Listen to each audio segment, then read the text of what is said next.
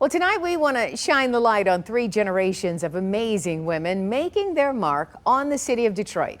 First, a late grandmother who became a motivational speaker and inspired so many.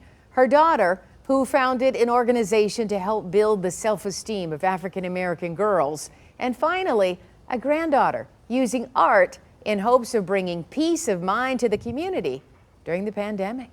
This is the late Patricia Harris Johnson, a beloved Detroit Public Schools counselor.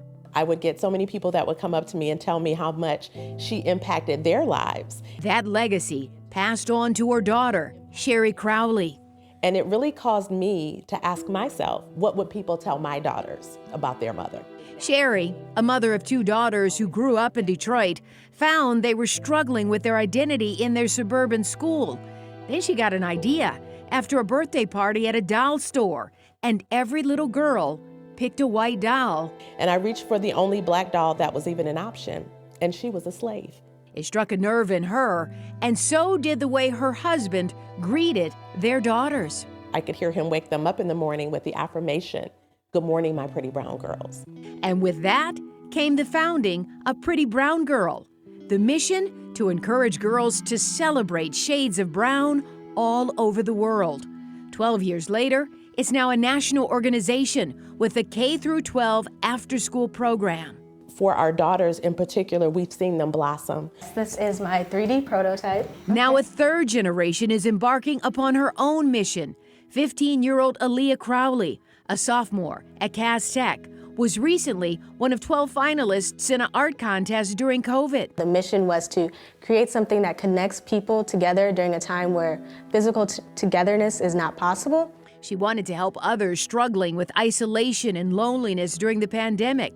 She sketched her idea on paper and finally, this 3D model of what she calls the reflection section. She also has a patent on it. One person could sit here and one person would sit here, and they would be able to see the reflection in the mirrors right here. There are 2 opposite-facing benches where you can look at a mirror and you can not only see yourself, but the person sitting across from you.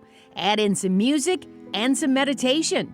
She had to make a presentation at the College of Creative Studies in front of judges and a packed room, and she won. What did you say to people to sell them on your idea? I would say the reflection section is a multifaceted bench where you can connect with others in a safe way. Now she's hoping the next step will be a company that believes in her idea and will help with funding for materials, labor, and distribution. I would love to see reflection sections in almost any open space, a park, a campus, someplace where people can connect and just find peace. A peace that comes from the strength instilled in her from both her grandmother and mother. And then what do you think about your legacy? I came from all these great women, and it's like a push to be a great woman myself. And yes, she certainly is. Now we have an incredible update to this story. After designing the reflection section bench and winning the contest, Aliya contacted several artisans from around the city of Detroit, hoping to get her bench made. Well, upon hearing her story, the owners of the donut shop in Detroit said yes, jumped on board. It took about a month to bring the bench to life. I don't seeing someone of her age really wanting to kind of see a project through that's all her own making, and it's not a requirement or something in a class. I think seeing Aliya's project and how it was kind of a different riff on a similar idea, but a response to what's going on, that was just something that we wanted to be a part of. And so glad they were. Now the plan is to find a home for the reflection section bench so people can interact with it with possible help from the Gilbert Foundation.